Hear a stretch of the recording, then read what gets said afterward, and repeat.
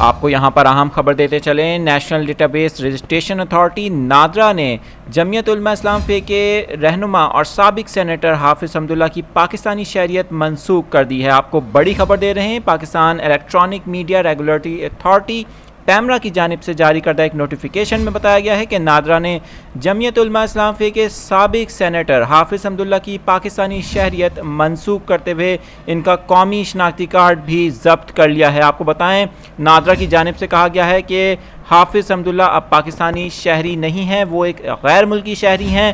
نادرا کی جانب سے یہ بتایا گیا ہے کہ اس کے بعد ان کا جو پاکستانی شناختی کارڈ ہے وہ بھی منسوخ کر دیا گیا ہے۔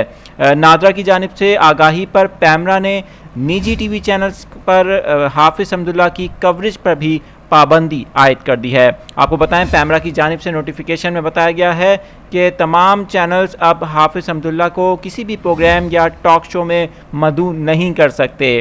آپ کو یہ بڑی خبر دے رہے ہیں ہمارے وہ ناظرین جنہوں نے ابھی ہمیں جوائن کیا ہے کہ نادرا کی جانب سے یہ ایکشن ایک ایسے وقت میں لیا گیا ہے جب جمعیت علماء اسلام فے اس ماہ کے آخر میں اسلام آباد کے ڈی چوک پر دھرنا دینے کا ارادہ رکھتی ہے۔ یہ ایک بڑا فیصلہ ہے۔ حافظ حمداللہ کی پاکستانی شہریت منسوخ کر دی گئی ہے اور ان کا قومی شناختی کارڈ بھی ضبط کر لیا گیا ہے۔ نادرا کی جانب سے کہا گیا ہے کہ حافظ حمداللہ پاکستانی شہری نہیں ہیں، لہٰذا ان کا پاکستانی شناختی کارڈ بھی منسوخ کر کے ضبط کر لیا گیا ہے۔